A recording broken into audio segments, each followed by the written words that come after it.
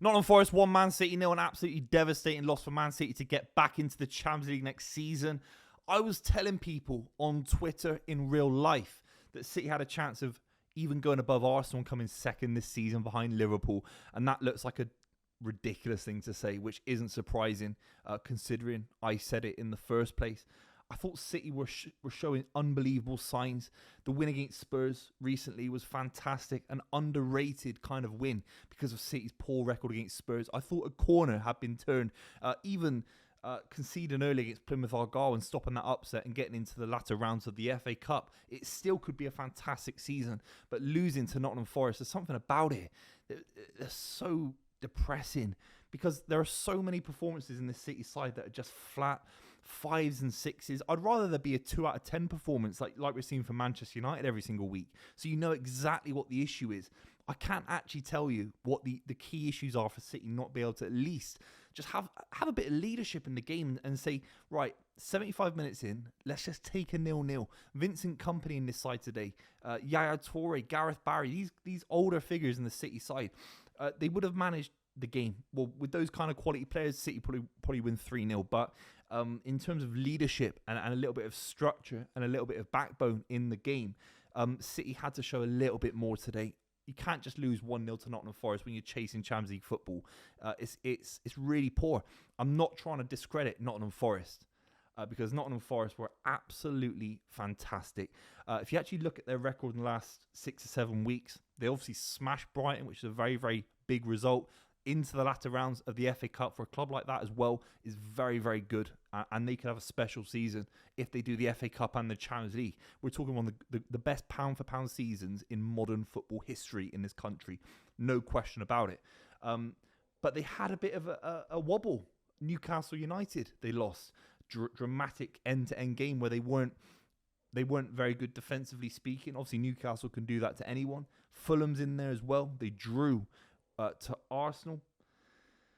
And Ipswich, they got over the line in the FA Cup. It was a tough game. So this Nottingham Forest side aren't in the same form that they were a few months ago, that's for sure. And City rock up and just kind of play into Nottingham Forest's strengths. Let them get back to their best. Let them do what they do so well. There is no element of being pragmatic and adapting to the situation and realising that Forest have weaknesses. It's hard to explain probably what they are because they've been so good in the last 6 months. And Nuno Espirito Santo makes them very, very hard to play against. And he limits their own limitations. But there's an element of naivety today from Man City. Keeping the ball at points. Basically, I thought City did very, very well keeping the ball in little areas in midfield and then having that overlap. And then with the overlap, with the space with Savinho, with the space with Jeremy Doku, Phil Foden had a little bit of space. Bernardo Silva found space. All because I think Nico Gonzalez has been fantastic. Absolutely fantastic. He's doing a lot of work in there to keep the ball, keep the average amount of possession high. So City, a few years ago, would have won this game 2 or 3-0 because you got De Bruyne whipping things in. You got someone like maybe Sergio Aguero coming deep and making things happen. But with Doku and Savinho, there is still a rawness there. I love both of them.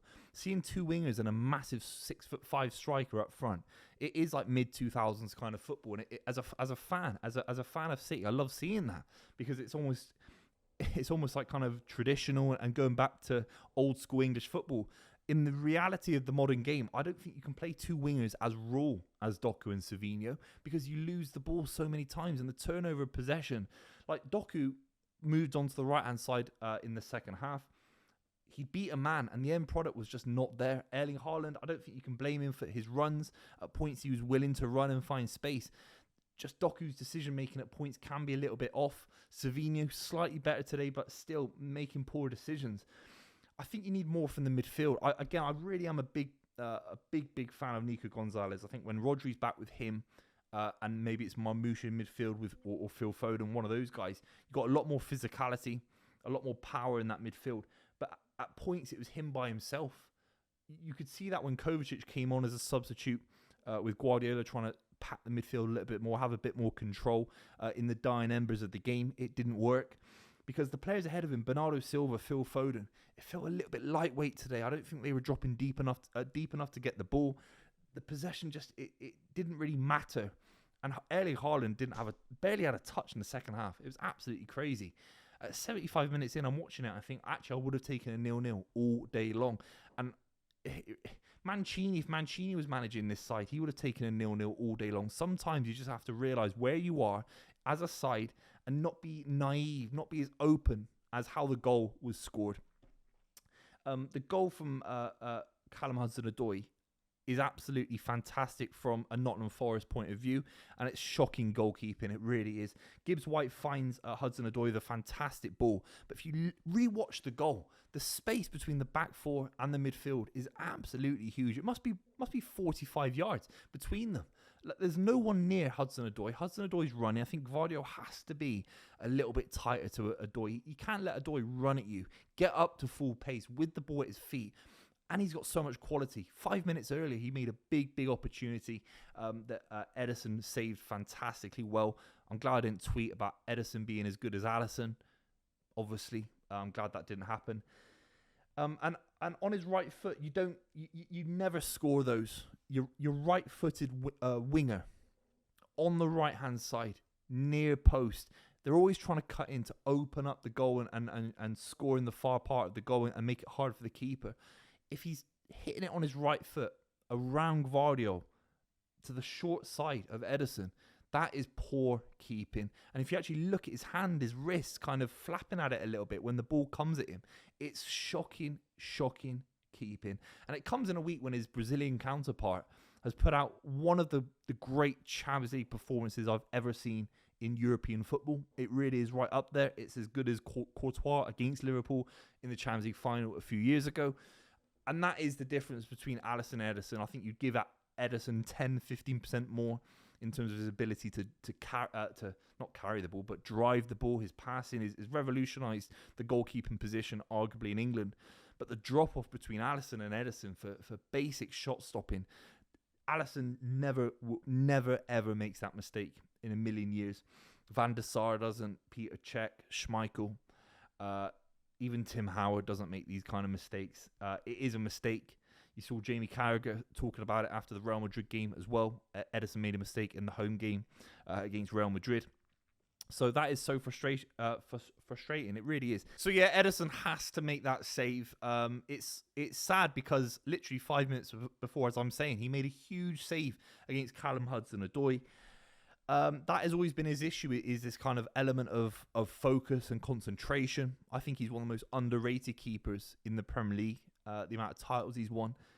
He's been fantastic for Man City. There is a conversation about the long-term prospects of Edison for a Man City side that really need to shore things up, really need to be galvanised for another push in the next couple of years with Guardiola. However long he stays, he'll be looking, I think, for a little bit of a boost in all departments, and the goalkeeping department may be a conversation that needs to be addressed. I don't know if Ortega's the answer. Who knows?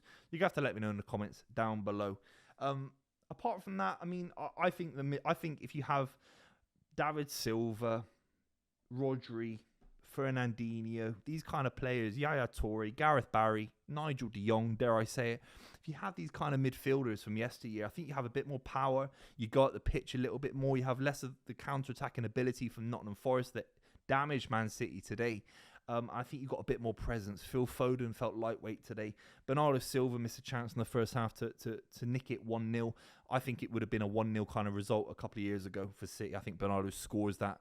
His numbers this season have been really poor. Despite playing a lot of football, he's definitely someone on the wane in terms of his physical ability and what he's doing on the pitch. Maybe he can come back next season. I love Bernardo Silva. So underrated.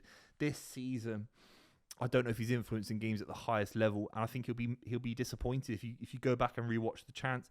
He rose-eds it. I mean, we're talking 15-20 yards out. He's more than good enough to bury it, and he misses it. And that is the kind of chance where, you know, De Bruyne scores that a couple of years ago, for example. Phil Foden in his form, Ilkay Gundogan scores that a couple of years ago, and City go into half-time 1-0 up, can put pressure on Forest and keep the ball.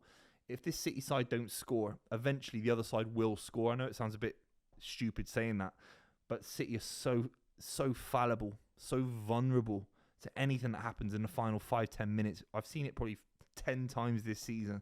Late goals, an inability to concentrate, an inability to show leadership. You can't expect Nico Gonzalez to show leadership. He's young, he's new. Phil Foden, Bernardo Silva. You need a little bit more. Even, dare I say it, someone like Erling Haaland. I thought Kuznetsov was okay today. He seems quiet. He does seem quiet. I think he's almost a B-side. You need that leader. You need that experience. I think him playing alongside Vincent Kompany would be a whole different thing. But Ruben Diaz, I don't want to slag off Ruben Diaz. There's just a lack of leadership in the back line. Mateus Nunes at right back. Gvardiol not tight enough for Odoi. There are some serious issues for City to address going into the next few games. It's not about long term if City win the title next season or go for a Champions League run next season with new signings. There's still a lot of football to play for. Losing to Bournemouth in the FA Cup would be a disaster class. And losing to the likes of Brighton, Manchester United coming up in the league could stop City being in the Champions League. This could be one of Guardiola's lowest ever league finishes. Maybe his worst ever season as a manager so far. They're bound to come. But I think in a way that happened today, there's something really soft about it that didn't need to happen. Sometimes this City side are a little bit too naive. You can just leave with a 0-0. I know it's not entertaining, but just leave with a 0-0. 80 minutes in, I was desperate for a 0-0. That would have been such a great result. Unfortunately, Forest have won. They're absolutely fantastic. He deserves Manager of the Season award if they win the FA Cup and get into the Champions League over Arne Slot, in my honest opinion, because Arne Slot's got a side that have already done it. If they win the Champions League and the Premier League, that's a different proposition. But what we're seeing from Milinkovic, what we're seeing from Murillo, is absolutely exceptional. Those two centre-backs, it's the best defensive partnership in the league. You know, I'm guessing pound for pound. Obviously, Van Dijk, Canate, it's a different kind of vibe, but they are superb. Anderson, Dominguez in midfield, superb. So frustrating. Let me know what you think in the comments down below. Be covering Arsenal versus Man United tomorrow, and it's a long old night for Manchester City.